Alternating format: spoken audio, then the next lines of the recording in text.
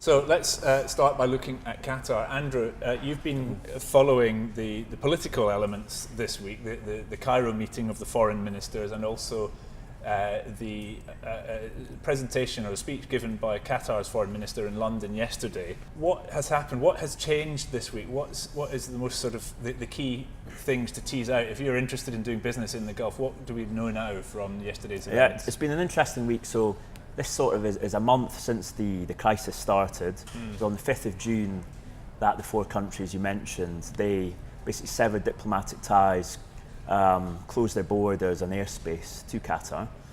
On the 23rd of June, they issued a list of 13 demands to Qatar that had to be met for this blockade to be lifted.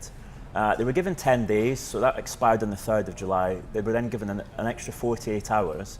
I don't think that made much difference. I think Qatar had already decided the demands, in their opinion, were unreasonable.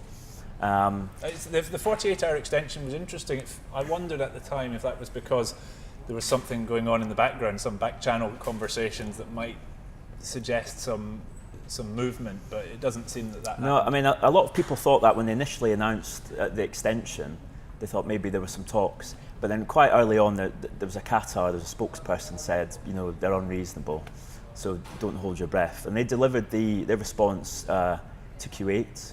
The Emir there is acting as the mediator between them.